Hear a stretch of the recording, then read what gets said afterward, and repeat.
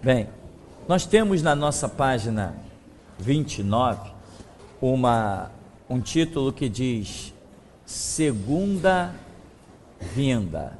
Segunda Vinda de Jesus. Jesus veio a primeira vez há quase 2000 anos atrás e virá segunda e última vez neste planeta, onde vai consumar todas as coisas como a Bíblia nos mostra claramente. Apesar disso, de ser tão evidente essa segunda vinda de Jesus ao mundo, incrivelmente, conceitos denominacionais que se dizem igreja estão questionando isso e dizendo que os crentes pentecostais são loucos de estarem falando de segunda vinda de Jesus ou de arrebatamento, né? Só para patentear, existem igrejas presbiterianas. Bom, igreja é força de expressão, né, irmão? Porque longe de mim considerar um grupo presbiteriano igreja. Longe de mim, eu prefiro a morte do que chamar aquela turma de igreja. Estão muito longe de ser igreja. É mais fácil um católico entrar no céu do que um presbiteriano. Bom, eles estão lá na internet, por exemplo, questionando muito e dizendo que todos os que creem em arrebatamento são loucos. Por quê? Porque a Bíblia não fala sequer a palavra arrebatamento. Bom, isso revela tanta loucura, tanta ignorância, que nós sequer não sabemos nem o que dizer de uma turma dessa. Não é o fato de não existir uma palavra que o seu conceito não exista. O que seria o arrebatamento para nós? Seria o fato de que Jesus tiraria o seu povo da terra. Tá, então esquece, não vamos chamar de arrebatamento, vamos dizer os conceitos bíblicos que revelam que Jesus tirará o seu povo da terra. Esquece a palavra arrebatamento, mas nós usamos uma palavra para simplificar uma conversa. Por exemplo, Enoque. O que aconteceu com Enoque? Enoque foi tirado da terra, não foi? A Bíblia não diz? Tá, mas aí vem os renomados homens cheios de conteúdo literário e diz assim: Enoque foi trasladado para que não visse a morte. Tá bom. O que aconteceu com Enoque? Estava na terra e sumiu. Então nós não estamos aqui para nos prender em palavras, mas em conceitos. Então, só deixando essa minha indignação contra os que se dizem cristãos chamados presbiterianos, e longe de mim considerá-los tais. No céu não tem presbiteriano, meu irmão, tem cristão. Aqui nós temos então, o que seria essa segunda vinda? Quando se fala de segunda vinda, muitos de nós confundimos com arrebatamento. No arrebatamento, Jesus não vem e pisa na terra. Isso não acontece no arrebatamento. É a igreja que sobe e vai ao céu, como Paulo descreve, encontrar-se com o Senhor nas nuvens. Então, a igreja sobe, isso é o arrebatamento, e nós, não sei se por um erro de explicações ou sei lá, nós passamos a chamar isso de a segunda vinda de Jesus. Normalmente, quando nós estamos conversando sobre Bíblia, sobre Deus, e falamos em segunda vinda de Jesus, muitas vezes nós estamos com a nossa cabeça pensando no arrebatamento. Mas se nós formos para o literal, no arrebatamento, Jesus não vem. No arrebatamento, Jesus não é manifesto na terra. Na segunda vinda literal, né? Não pode esquecer isso, literal. Nessa segunda vinda, aqui sim. O que é essa segunda vinda? Quando Jesus desce no Monte das Oliveiras e se manifesta aos judeus. Esta seria a segunda vinda literal de Jesus ao planeta.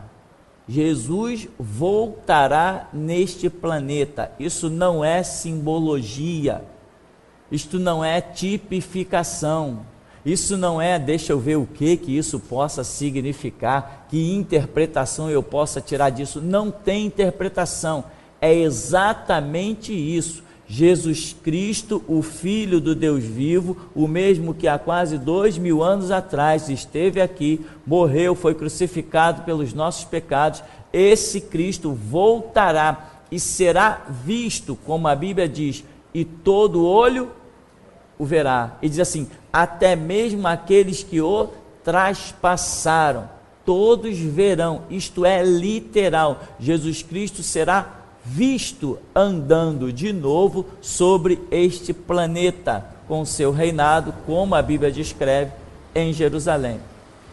Isto propriamente é a segunda vinda de Jesus. Só que nós, por um vício, vou assim dizer, de linguagem, nós dizemos, Jesus vai voltar. Só que quando nós dissemos Jesus vai voltar, significa que a igreja será arrebatada. É isto que nós costumamos chamar de volta de Jesus. Então, o que acontece? O que eu estou mostrando para você? Que existe uma confusão. Uma confusão, porém uma confusão santa. E não tem problema nenhum, porque na hora de explicar os detalhes, nós sabemos como explicar os detalhes. Então, é uma confusão de uma linguagem precipitada, mas que no fundo, dá tudo certo. Bom, aqui então diz, Jesus Cristo é o centro da revelação de Deus aos homens. Ele veio a primeira vez como Salvador e virá a segunda vez como juiz. E como aos homens está ordenado morrerem uma só vez, e depois disso o juízo, assim também Cristo, oferecendo-se uma vez para tirar os pecados de muitos, primeira vinda, aparecerá a segunda vez sem pecado aos que o esperam para a salvação, segunda vinda. A palavra de Deus menciona mais vezes a segunda vinda de Cristo do que a primeira. A Bíblia não revela quando será o dia, nem a hora em que Jesus voltará. Esta hora é de autoridade exclusiva do Pai. Observação. Nas referências bíblicas abaixo, misturam-se passagens tanto da vinda de Cristo para a igreja, o arrebatamento, quanto de sua vinda para os judeus, vinda literal.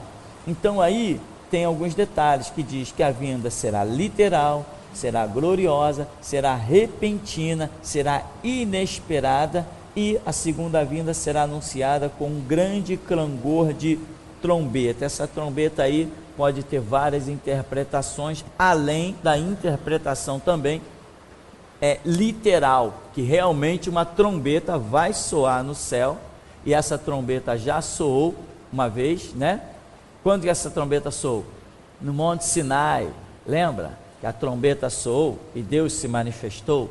Ela vai soar novamente e Cristo se manifestará sobre o Monte das Oliveiras. Bem, então eu coloquei que aí tem passagens que se misturam. Você vai ver que tem coisas ali que condizem ao arrebatamento, né?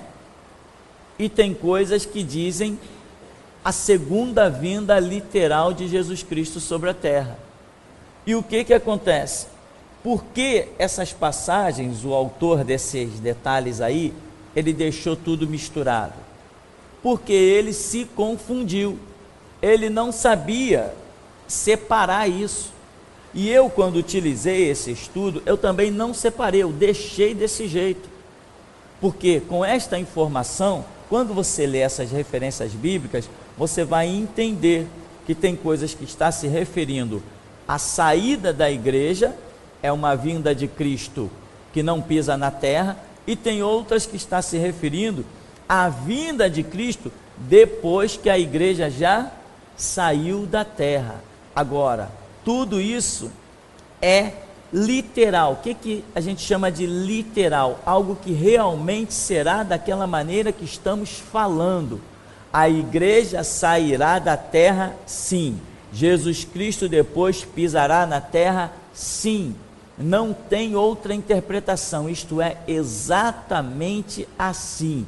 E cá entre nós, quem não tem fé, não tem condição de crer nisso. porque já é uma loucura crer que Jesus Cristo, o Filho de Deus, se fez carne e habitou entre nós. Já é uma loucura crer nisso. Agora, dizer que ele virá implantar sobre o mundo um reino é uma loucura multiplicada por 1000. Aí Jesus disse assim: não te tenho eu dito que se tu creres verás a glória de Deus? Está escrito, mas a fé não é qualquer um que consegue desprender a fé. Existe uma batalha para você ter fé, porque a fé é uma loucura. E Paulo escreve dizendo assim, a mensagem da cruz é loucura para os que perecem, mas para nós que somos salvos, ela é um poder de Deus. E cá entre nós, irmão, a mensagem da cruz é ou não é uma loucura? Que papo é esse de demônios e anjos? Que papo é esse? Que papo é esse de um Deus que governa tudo? Cadê ele? Todo mundo está perguntando onde ele está. A mensagem da cruz é uma loucura, sem dúvida, eu concordo com isso, que é uma loucura. Mas para nós que já passamos do estágio da loucura e nos deparamos com a revelação de Deus, agora já não é mais loucura, é poder de Deus. Mas muitos ainda dentro das próprias igrejas ainda estão vivendo o estágio da loucura e não do poder de Deus. É por isso que foi dito para Eva, né? Com dor terás filhos. É muito difícil o Espírito Santo gerar um discípulo. É muito difícil. A seguir nós temos um pedacinho de história, irmão, que eu vou deixar para depois você examinar, que fala de Israel, o povo escolhido, que fala um pouquinho do reinado de Salomão, a divisão dos reinos, um pouquinho do cativeiro. Lá na página 30, né, diz que o cativeiro babilônico durou 70 anos, né? Aí diz assim, quando então a Babilônia caiu sob o império persa, o rei persa Artaxerxes deu ordem para restaurar a cidade de Jerusalém e permitiu a volta dos exilados judeus. Só que tem um detalhe, irmão, preste atenção no que é viver pela fé. Deus disse, desde Abraão, o teu povo será cativo em terra estranha. Depois, Daniel diz que lendo os pergaminhos de qual profeta? Jeremias, ele entendeu que o tempo do cativeiro seria de 70 anos, como já estava profetizado há muito tempo. Tudo bem, então quer dizer, o tempo do cativeiro é 70 anos, depois então o povo vai sair do cativeiro e vai retornar para a sua terra. Isto já está predito, profetizado, e esta é a vontade de Deus. Só quero abrir esse parêntese para uma coisa, mesmo com tudo isso, quando o rei persa, o rei persa, Artaxerxes, deu ordem para restaurar a cidade de Jerusalém, e permitiu a volta dos exilados judeus, uma multidão foi, e Esdras chegou ao ponto de anotar o nome de cada um deles, mas teve uma outra massa, uma multidão que disse, não vamos. Por quê? Porque a renúncia era muito grande, a renúncia de se deslocar lá da Pérsia, né, ou Babilônia, para voltar a Jerusalém, era uma renúncia muito grande. Em que sentido era grande essa renúncia? O povo lá no cativeiro babilônico prosperou, criou negócios, edificou casas, criou um comércio, enriqueceram, e agora eles tinham que deixar casa, tinham que deixar comércio, e muitas das riquezas que eles tinham que não podiam transportar, lá ficariam.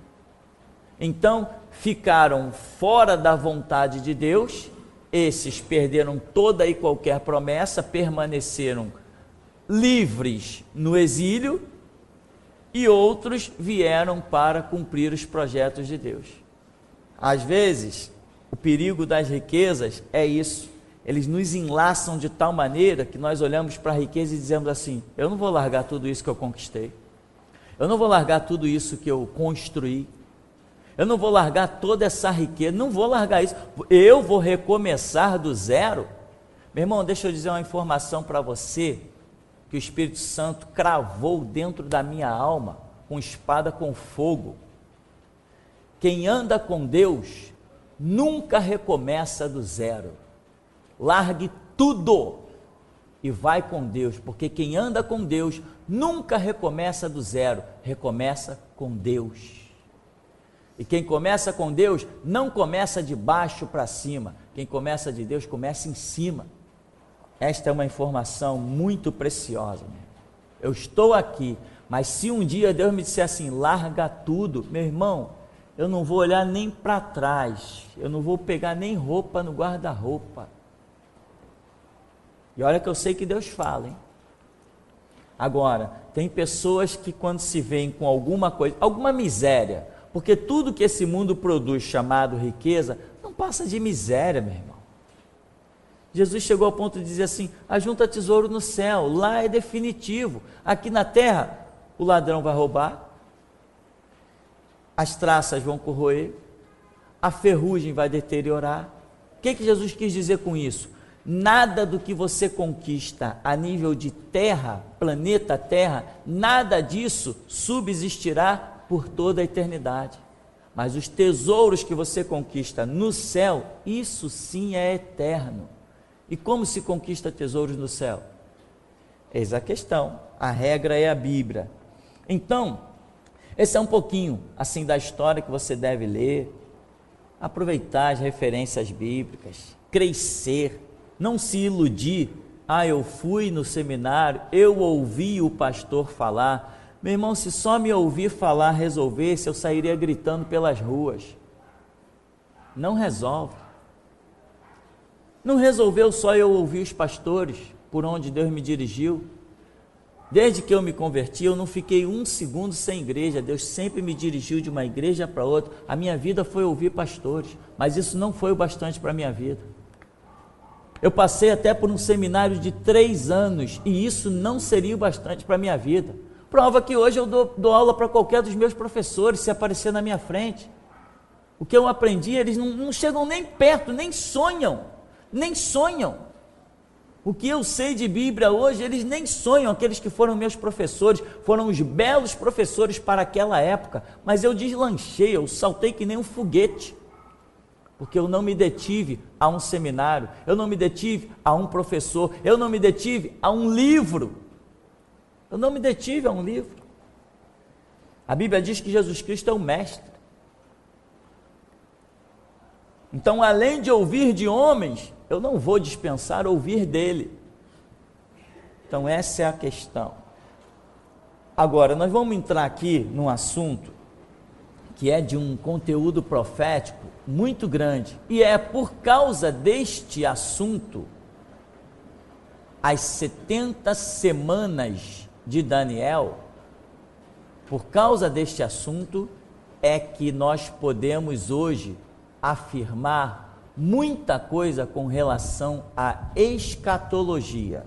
O que é a escatologia? As coisas do fim, a consumação dos séculos. Veja bem que não é a consumação do século no singular, é a consumação dos séculos no plural, e isso tem um motivo. Fecha essa janela. Aqui então diz, as 70 semanas que são, nós chamamos 70 semanas de Daniel, que somam 490 anos. Porém, o mistério de Deus fez com que parte desses anos fossem cumpridos, aí Deus, depois de cumprir parte, Deus abre uma lacuna para, em um curto espaço de tempo, cumprir o restante dessas semanas proféticas. Como o anjo vai dizer para Daniel, o anjo diz assim, Daniel, 70 semanas estão determinadas, o quê? Sobre o teu povo. Então, atente, quando você estiver lendo um texto bíblico, olhe para cada palavra, além do conjunto literário, olhe para cada palavra individualmente.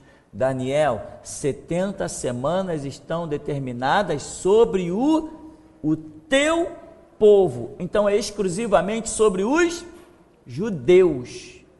exclusivamente. Então, essas 70 semanas se cumprirão exclusivamente sobre os judeus. E o que nós já temos cumpridas dessa semana?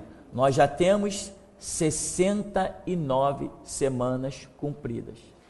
Falta apenas uma semana a ser cumprida. Uma semana que compreende que é igual a 7 anos.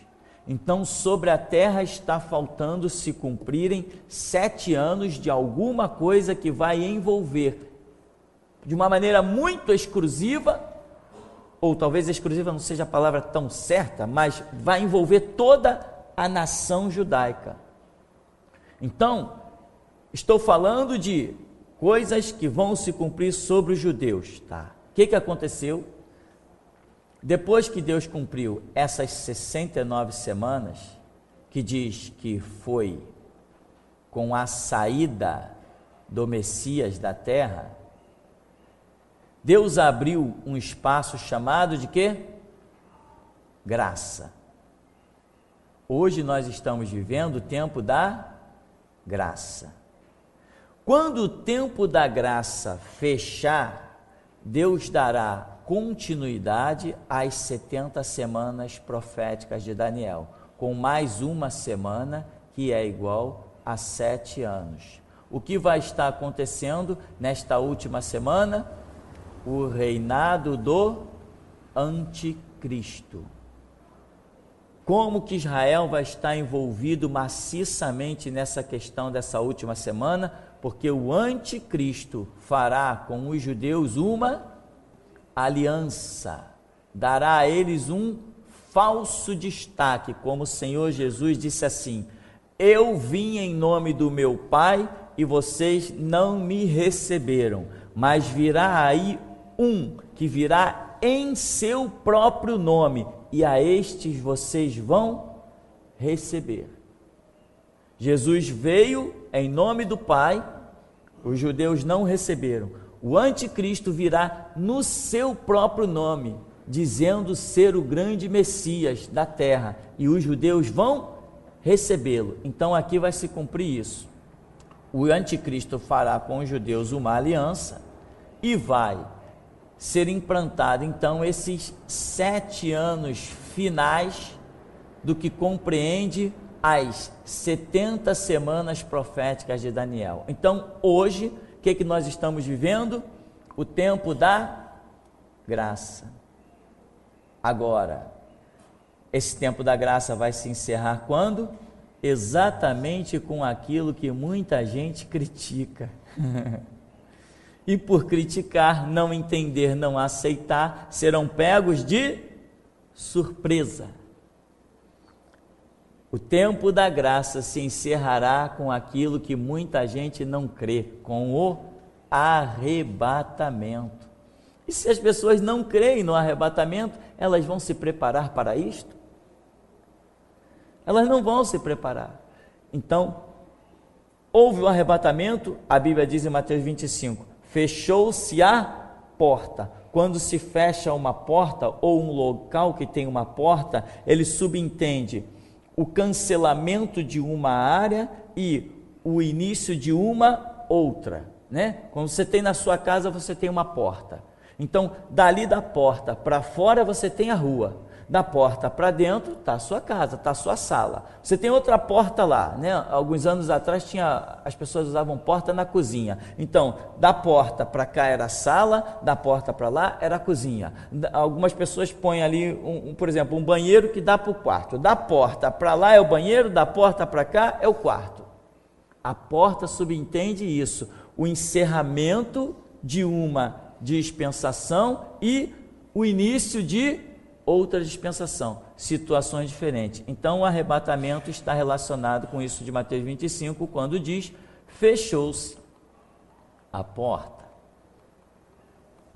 Aí aqui, quando fecha-se essa porta, então inicia-se os 7 anos finais que complementam as 70 semanas proféticas de Daniel, e esses 7 anos finais é o reinado do anticristo.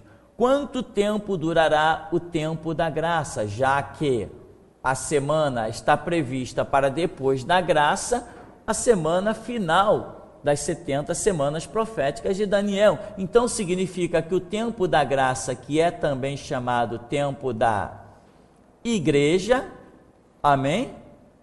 Dispensação da fé em que Jesus morreu pelos nossos pecados e fundou a igreja. Então, o tempo da graça ou tempo da igreja, ele teve princípio, tem meio e tem fim.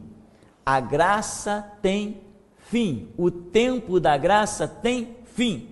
E nós já detectamos por vários textos bíblicos que podem ser analisados lá no estúdio chamado Jesus Cristo Volta no Terceiro Milênio, por exemplo, já detectamos que o tempo da graça compreende 2000 anos. Hoje nós estamos em que ano da era cristã? Estamos em 2014, né? Da era cristã. Só que a igreja foi fundada depois que tudo estava completado. Enquanto Jesus Cristo não morresse e ressuscitasse, para que a igreja tivesse um Deus vencedor da morte, capaz de dar a vida eterna, enquanto isto não acontecesse, a obra do Evangelho não estava completada, a mensagem. Então Jesus Cristo morreu, segundo historiadores, aos 33 anos. Então, vamos desconsiderar a monstruosidade de erros de calendários existentes. Então, supostamente, em 2033 se completaria 2000 anos da era da igreja, e a igreja estaria sendo encerrada aí em 2000 anos. Porém, nós não podemos pegar isso literalmente. Por quê?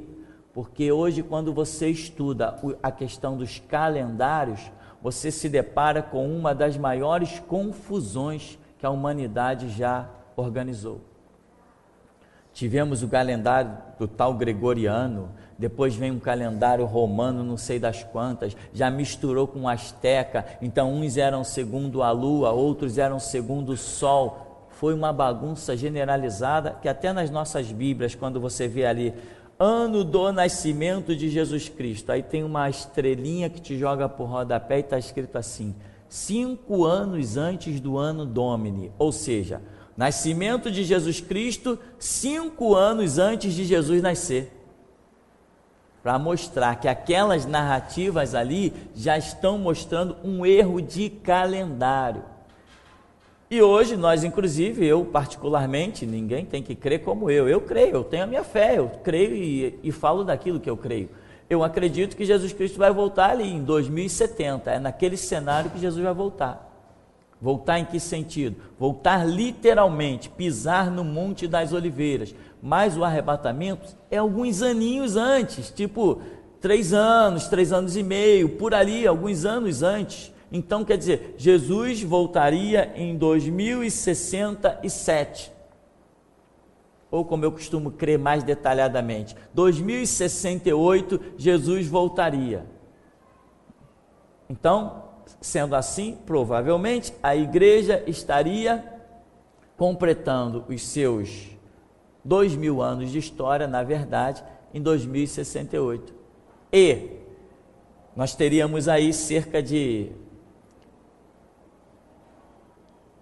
68 menos 33, essa diferença seria os erros de calendários que nós temos por aí. Mas tudo isso são apenas pontos de vista para você pesquisar, ler um livro, entender melhor as colocações, entender porque nós não nos guiamos, na verdade, não nos guiamos por calendário.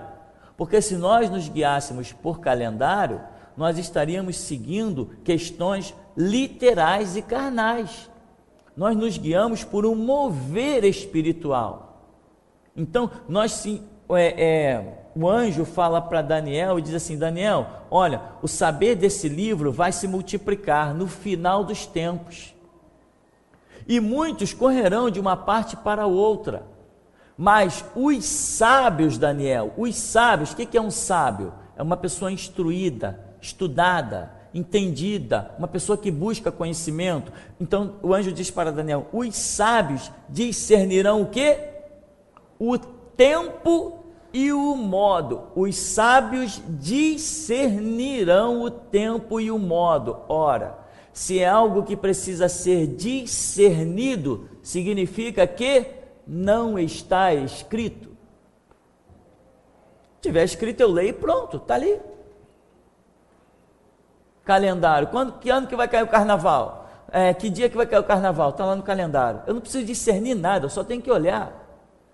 O fato de discernir significa você considerar fatores espirituais e receber de Deus uma revelação. Porque a igreja tem que andar por revelação, senão não é igreja. É um grupo de pessoas andando por regras naturais.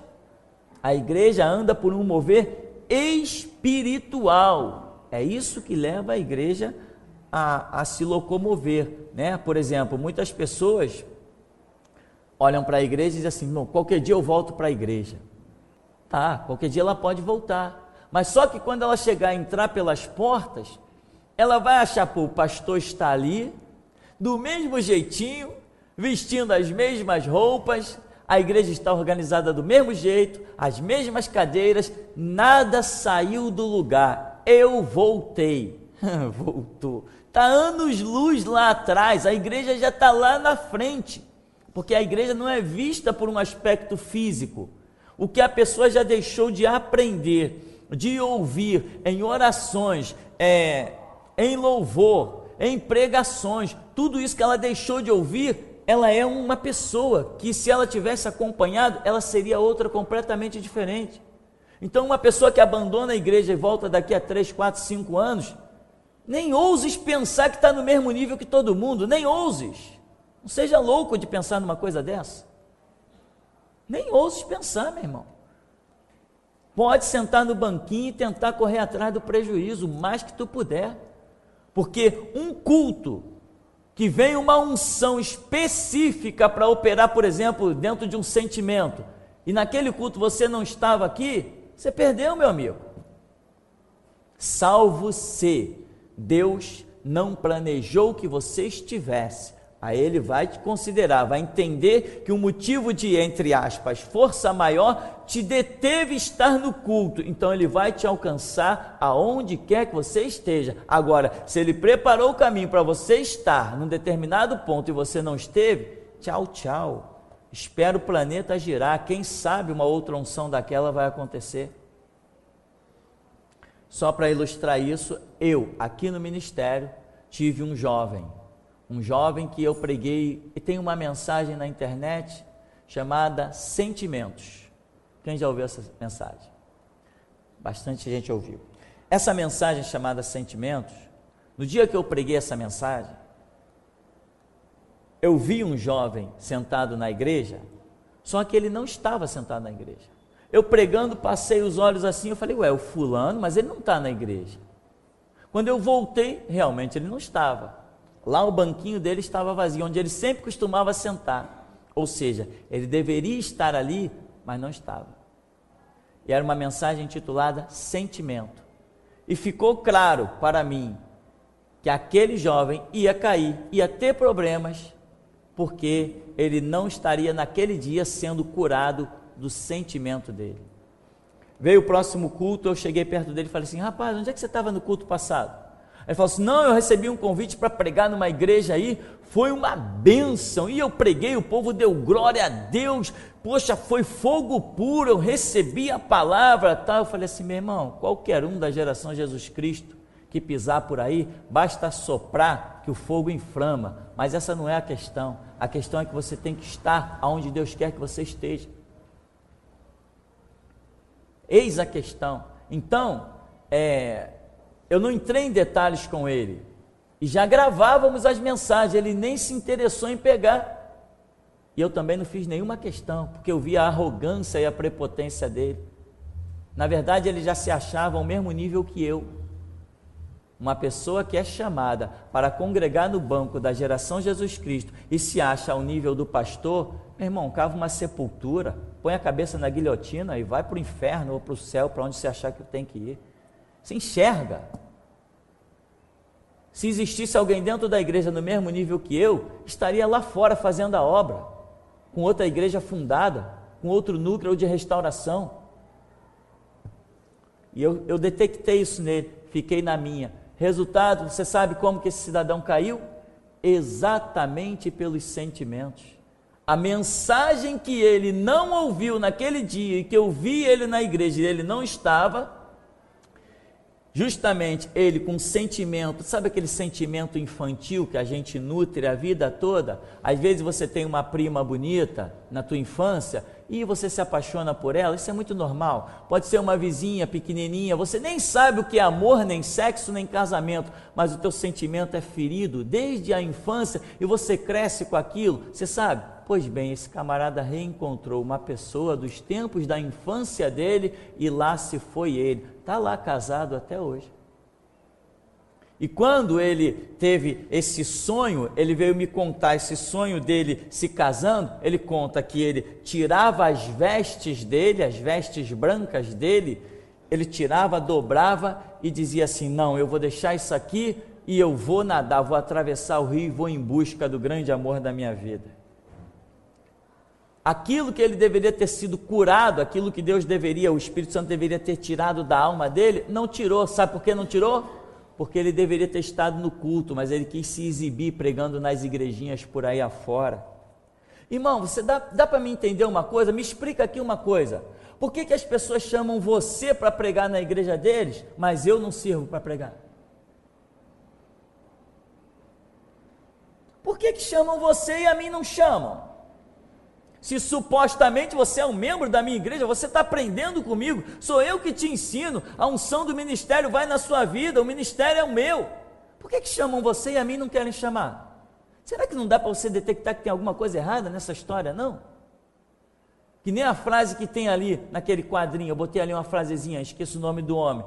Como é que eu explicarei para um Deus vivo e poderoso que eu fui aceito nos lugares onde ele foi reprovado? Nos lugares onde ele não foi aceito? Como é que você é aceito e exaltado num lugar onde o teu pastor, ninguém quer ver ele nem pintado de verde? Dá para explicar um negócio desse, meu irmão? Pois bem, o camarada vai pregar numa assembleia, glória a Deus e aleluia. Eu digo assim, vê se eles querem que eu vá pregar lá. Não, eles dizem que você é muito radical. Pô, mas você não é meu aluno? Você não é discípulo do ministério? Não é aqui que você está aprendendo? O que você pregou lá na igreja não é o que você tem aprendido aqui comigo? Você não deveria ser radical igual a mim? Tem gente que acha que pode vir para o ministério e ser diferente de mim. Meu irmão, você foi trazido para cá para ser igualzinho a mim e bem pior. Ou você vai ser igual e pior do que eu, ou você está ferrado. Acabou a sua vida, acabou a sua história. Você não veio para cá para ser mais leve do que eu. A geração que vem após mim é uma geração 7 vezes pior do que eu, mais radical, mais entendida, com muito mais conhecimento que eu hoje sinto até inveja. Porque Deus já me mostrou o que Ele fará com a próxima geração. Vai ser uma geração que vai ter tanto conhecimento que uma frase pronunciada vai transtornar o universo. E eu não tenho isso. Isso não é para mim, isso é para a próxima geração, mas a próxima geração, sem o degrau que eu puser, ela não existirá. Eu sou responsável pela próxima geração. Sem o degrau do meu ministério, ninguém será nada. Também nisso eu tenho o meu galardão, e não pretendo afrouxar nem um pouco. Agora, irmão, quando alguém te convidar para pregar, né, como às vezes alguém diz, pastor, me chamaram para dar entrevista, vê se ele quer que eu dou entrevista. Ninguém quer a minha entrevista, mas quer a tua. Ninguém quer a minha pregação, mas quer a tua. Tu é membro daqui, tu faz parte desse corpo. Tu trabalha aqui, tu vive aqui. Como é que querem você, mas não querem a mim? Deve ter alguma coisa errada nisso. Bom, então, meu irmão, essa questão, a igreja é um organismo vivo, né? A igreja não é, está tudo aqui do mesmo jeito. Não, cada dia que passa não tem nada igual ao dia que passou. Cada dia, por exemplo, hoje é domingo, isso aqui não é a mesma coisa do que foi quarta-feira. Tem absoluta certeza, aposte a sua vida nisso. Ah, pastor, mas o púlpito está no mesmo lugar. Pastor, está até com a mesma roupa da semana passada. Pode ser, irmão. Eu compro um monte de camisa igual. As cadeiras estão tudo no mesmo lugar, perfeitamente, mas o mover do Espírito Santo é outro, e o que faz diferença não é a posição das cadeiras, é o mover do Espírito Santo.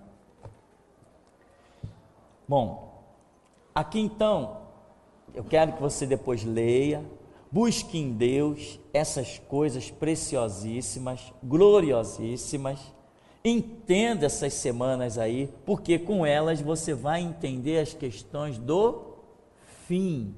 Você vai discernir nessa palavra, discernir, ou seja, você vai conseguir, na verdade esse discernimento não é natural, eu discerni isso, eu discerni aquilo, não, o discernir é uma revelação do Espírito Santo, como por exemplo, a sabedoria que estava sobre Salomão, não é porque Salomão foi um homem sábio, não foi nada disso, Salomão tinha ali no espírito dele movendo uma ação do Espírito Santo que o levava à conclusão de fatos em que outros não conseguiam ver, isto é uma revelação. A sabedoria de Salomão era revelação, não era a capacidade de Salomão de ver as coisas, não, mas era a inspiração do Espírito Santo que dava a Salomão a capacidade de ver as coisas, né? A Bíblia diz, se alguém tem falta de sabedoria, peça a Deus, que a todos dá liberalmente e não lança em rosto. Então, eu quero que você discirna essas coisas, mas essas coisas você precisa de estudo, para que o Espírito Santo vá agindo sobre a sua vida. Então aqui diz assim, aí diz, Daniel 9, 24 a 27, aí eu estou explicando aí, cada dia da semana é igual a um ano. Da onde que tiramos isso? Da própria Bíblia está lá as simbologias que nos instruem, Levítico, Número, Ezequiel. Dividem-se em 3 períodos. O primeiro período, de 7 semanas, como o anjo falou lá com Daniel, são 49 anos. O segundo período, também falado lá para o mesmo Daniel, somam 434 anos. E o terceiro período não se cumpriu, porque o anjo fala que o primeiro período teve a sua história, o seu início, o seu fim, e o segundo período foi desde quando começou a restauração de quê? Dos muros de Jerusalém, não foi isso? Quem fez esta obra? Neemias. Será que Neemias tinha a ideia de que a obra que ele estava fazendo seria tão importante? Seria um marco? Quando edificamos esse centro bíblico aqui do lado, que era pequenininho, Deus nos revelou que aquele seria o primeiro dia do último calendário. Irmão, você não imagina o que isso significa para mim, o que isso já tem significado no meu entendimento e no meu crescimento espiritual. Quando Deus revelou que foi no dia... Qual foi o dia? 17 de abril de 2009, né? Que aquele seria o primeiro dia do último calendário. Dali para frente, o que eu já descobri de coisas na Escritura, no mover do Espírito Santo. Então Neemias realizou essa obra. Será que ele imaginou que estava apenas fazendo a vontade do Senhor em construir Jerusalém? No entanto, Deus estava fazendo dali um marco a nível de calendário, para que hoje eu e você pudéssemos estudar e descobrir coisas realmente para lá de grandiosas. Então, e o terceiro período é uma semana. Então, quer dizer, começou ali, o segundo período começa com a construção do muro de Jerusalém e termina, conforme o anjo fala lá, termina quando o Messias for tirado. Não é isso? Então, são períodos específicos. Mas aí eu te pergunto, cadê esses períodos ali, eles somam 7 semanas mais 62 semanas, vai dar 69. Mas o anjo está falando de 70 semanas. Então ficou faltando uma semana que não foi contada sobre o povo de Israel, porque abriu-se o tempo da graça. Só depois que terminar o tempo da graça, volta a se contar essa última semana, que já comentamos, e aí completa-se isso sobre o povo judeu. O total dessas semanas vão somar 490 anos, né? Quando Jesus falou assim, o apóstolo Pedro perguntou: Senhor, até quantas vezes pecará o meu irmão contra mim e eu o perdoarei? 7 vezes? Aí o Senhor Jesus disse assim: não te digo que 7 vezes, mas 70 vezes 7. 70 vezes 7 justamente dá o quê? 490. Né? Ou seja, Jesus estava falando que quando se completasse 490 anos, haveria a manifestação do perdão para a nação de Israel. Que é exatamente nisso. Quando estivesse completando lá esse período da última semana, e é justamente no final do reinado do anticristo, quando já passarem os 7 anos, que Jesus vai descer, ou seja, estará se completando nessa profecia os 490 anos sobre o povo judeu. Perfeito, mais perfeito que a própria matemática. Está escrito há muito tempo, mas as pessoas não têm visto. Então, irmão, 490 anos, o reinado do anticristo 7, vai somar ao que já passou, né? Esses períodos que já são mencionados na Bíblia, de episódios que já ocorreram. Aí aqui então diz que, ali ó, primeiro período, 7 semanas igual 49 anos, Daniel 9:2, começou com a saída da ordem dada pelo rei Artaxerxes para restaurar a cidade de Jerusalém e findou com o término da reconstrução da cidade. Segundo período, 69 semanas, 434 anos, Daniel 9, 25, 26. Observação: primeiro período, 49 anos, segundo período, 434 anos, total, 483 anos. Por os 490, faltam 7 anos, que é essa semana do reinado do anticristo, que estará envolvendo maciçamente toda a nação judaica. Quando acabou a construção de Jerusalém, as 7 semanas, 49 anos, primeiro período, terminaram, iniciando-se o segundo período, composto por 69 semanas. Este período começou com o término da construção da cidade de Jerusalém e terminou quando Jesus foi assunto aos céus. Eu tinha falado aí no início, né? Não, mas começou quando terminou a construção da cidade de Jerusalém e quando Jesus foi assunto aos céus. Os 2 primeiros períodos, que correspondem às 69 semanas, 7 mais 62, já se cumpriram, desde a 69ª semana, quando o Messias foi assunto ao céu, até a abertura da última semana. Estamos no período da graça e da longanimidade de Deus, 2 Pedro 3,9. Terceiro período, última semana, 7 anos. Iniciará com a assinatura de tratado ou aliança pelo anticristo, que é príncipe de Daniel 9, 27. Né? Essa aliança é uma aliança feita com a nação judaica. A última semana divide-se em 2 períodos. A primeira metade da semana, 3 anos e meio, ou, como diz Apocalipse, 1260 dias. A segunda metade da semana, também 3 anos e meio, como diz Daniel, tempos e metade de um tempo, ou 1260 dias, conforme Apocalipse 12. A metade da semana é também representada por um tempo, tempos e metade de um tempo, está escrito, tá? Então diz, a primeira metade da última semana, depois da assinatura do tratado, o anticristo maravilhará o mundo com seu domínio prodigioso e se assentará no trono de Jerusalém, enganando até os próprios judeus, diz 2 Tessalonicenses 2,4. Os judeus pensarão ser ele o próprio Cristo, por causa dos prodígios de mentira. O anticristo irá revelar-se como ditador mundial. A igreja ainda estará presente na primeira metade da última semana. Haverá uma paz simulada. A igreja ficará numa falsa paz, porém conhecedora de que é falsa. Toda a terra se maravilhará com ele até a metade da última semana. O anticristo dominará o mundo com um governo poderoso, milagroso, com prodígios de mentira.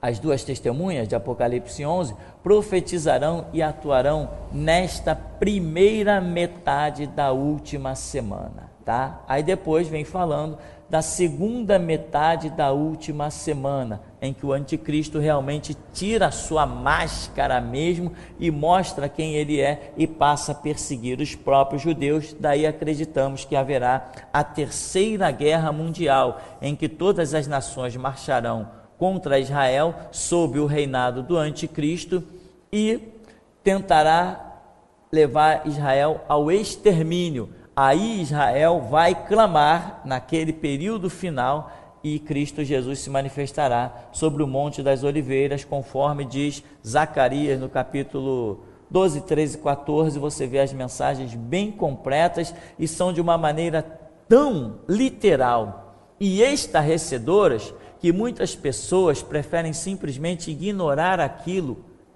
porque realmente soam como uma verdadeira loucura as declarações tão claras de Zacarias 12, 13 e 14. Realmente é tão literal que chega a ser absurda o que vai acontecer. É como se Jesus manifestando-se no Monte das Oliveiras fosse como uma bomba atômica explodindo. O resplendor da sua glória vai aniquilar aqueles exércitos no Vale do Armagedon, como se fosse a explosão de uma bomba atômica. Algo realmente incrível, segundo as narrativas de Zacarias. Então, meu irmão, o que nós queremos ainda frisar? Essas duas testemunhas estão ainda girando no campo do mistério. Só uma palhinha para você entender. Muitas pessoas pensam em uma igreja, de alguma forma, que ainda dá um testemunho, e ainda pensam também em Israel. Então, as duas testemunhas, Israel e a igreja, tá bom. Outros acreditam que essas duas testemunhas possam estar ligados a algum tipo de lei que Israel sustenta, como Esdras era um tipo de governador e Josué era outro tipo de governador. Aqui nós temos um lado mais literal da lei, com Esdras, e com Josué nós temos um campo mais espiritual. Isso também se acredita, né? Isso tudo está lá em Zacarias e outras partes da Escritura. Alguns acreditam que o que serão essas duas testemunhas? Será o Antigo Testamento e o Novo Testamento, que serão ainda usados de alguma maneira por povos com espiritualidade, mas isso seria um Israel e uma igreja. Enfim, ainda existem muitos mistérios. O que se sabe dessas duas testemunhas é que definitivamente não são duas. Ou seja, não são duas pessoas, não são dois profetas, não é isto. Não são duas pessoas profetizando, não são duas pessoas pregando.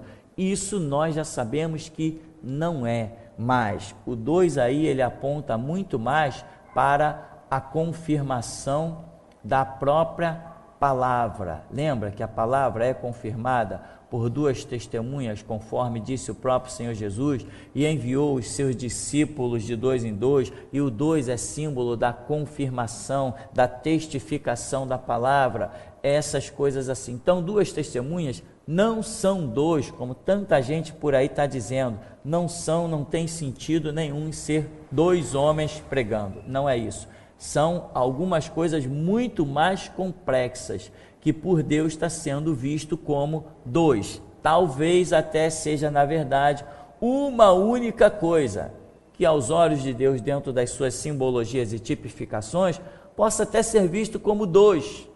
Seja como for, para nós ainda não é totalmente definido. Nós cremos em algumas coisas, mas o fato de crermos em algumas coisas não significa que sejam a verdade. Nós podemos estar errados até quando o nosso coração nos mostra algumas coisas com toda sinceridade, mas ainda assim, se não recebemos de Deus uma confirmação, ainda assim podemos estar errados, por mais profunda que seja a nossa sinceridade e as nossas convicções. Bom, isto é o que temos então, nesse períodozinho, vou assim chamar de histórico espiritual, sobre as coisas que vão acontecer, sobre essas semanas proféticas, né? Só fazer uma reguinha aqui para nós encerrarmos. O que vai acontecer no período da última semana? Ela tem 7 anos, mas terá 3 anos e meio de início, 3 anos e meio restantes. Talvez não sejam tão literais esses 3 anos e meio, mas nós é o que acreditamos, que aqui haverá um cavalo branco no começo, que é a falsa paz, e depois vem os outros cavalos, vermelho, preto e amarelo, aonde o anticristo tira verdadeiramente a sua máscara e se levanta contra o próprio povo judeu, que lhe deu projeção, lhe ajudou muito e fez com eles aliança. Então, essa última semana, quando tiver aqui no finalzinho dela, Israel cercado pelos inimigos, Jesus pisará no Monte das Oliveiras, e aqui estará completando para a história de Israel 490 anos proféticos de tudo aquilo que Deus falou. Hoje, antes dessa semana, estamos ainda aqui no tempo chamado graça, é também um tempo chamado hoje, ou também chamado dispensação da fé. Inicialmente é isso, mas a matéria é muita referência bíblica, é muito detalhada, e você vai ter que pagar o seu preço de aprendê-la lá no seu quarto com o mestre dos mestres, que é o Senhor Jesus e o seu Santo Espírito.